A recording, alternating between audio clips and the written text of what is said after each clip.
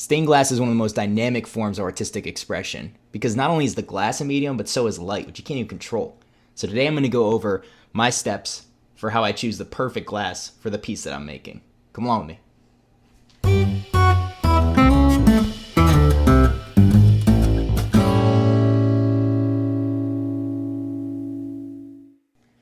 All right, so the first thing you have to consider before anything else is you have to know your own style. Do you want this piece to be realistic, or do you want it to be a little bit more abstract?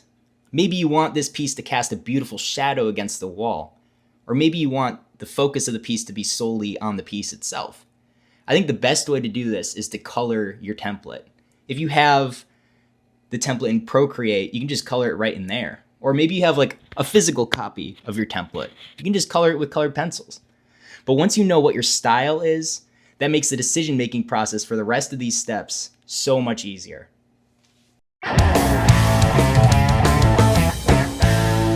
right, so the very next thing you got to do is you got to pick out the right window for your piece. And then you got to build your piece around the window. And what I mean by that is you got to think about things like, how much light is this window receiving? How many hours a day?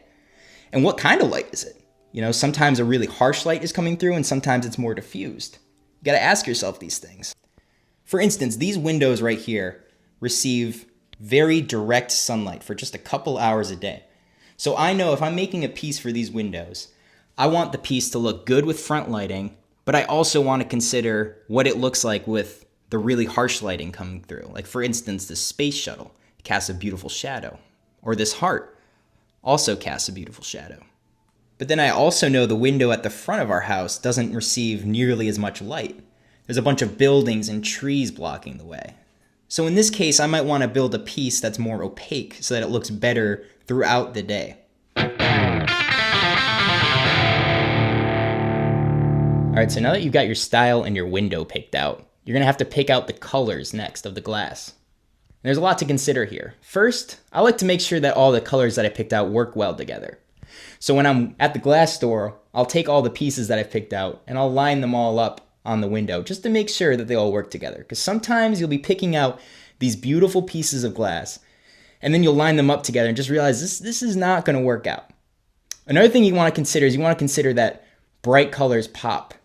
So if you pick out a bright color and you have mostly muted colors, the viewer is going to solely focus on that. It's going to draw the attention.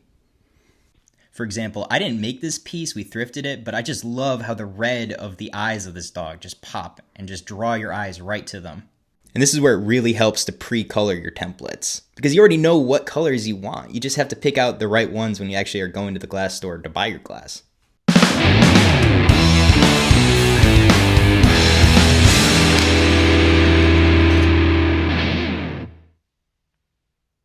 All right, so now that you got your colors picked out, you want to consider what the glass actually looks like in the light. One of the most important stylistic decisions you can make is the opacity of the glass.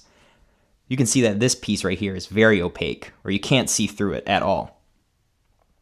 But this piece, for example, this blue one, I mean, you can tell right away. You can see right through it. Typically, opaque glass does a better job standing out compared to transparent glass. For example, we've got two light blues here.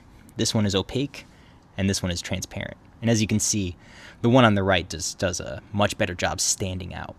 But on the flip side, transparent glass does a much better job casting shadows. You can see here with this beautiful red, as opposed to this opaque red. So this is where knowing your window will help guide your decision-making process on whether you want to pick a more transparent or opaque glass.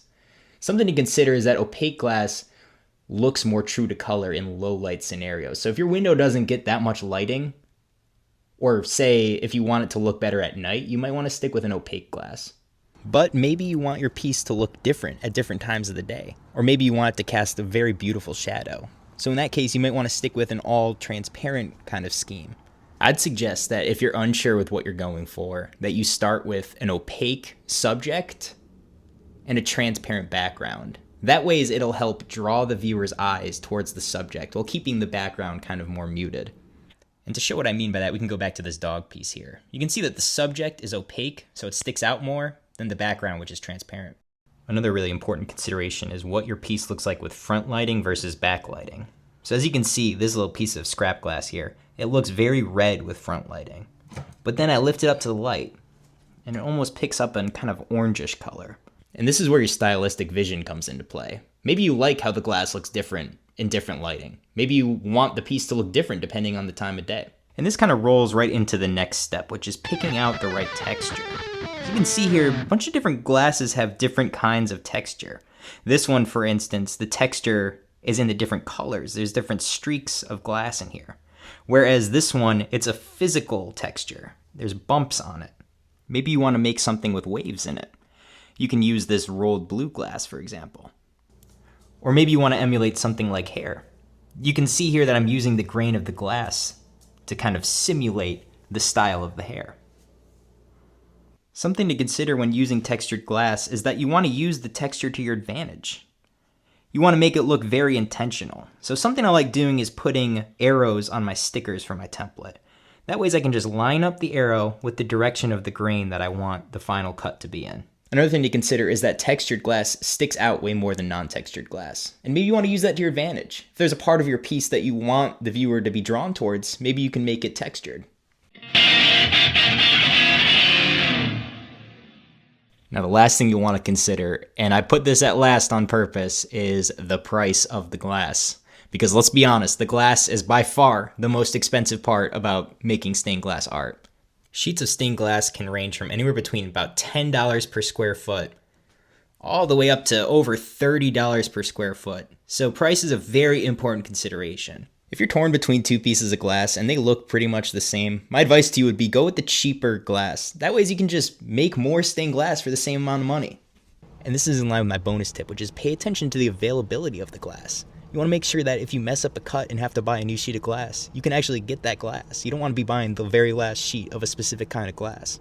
So guys, that's my process for picking out the perfect glass for the piece that I'm working on. Let me know what you guys do differently, or if you guys have any other methods that you like to use. Thanks for sticking around to the end. Make sure you guys like and subscribe. See you guys next time.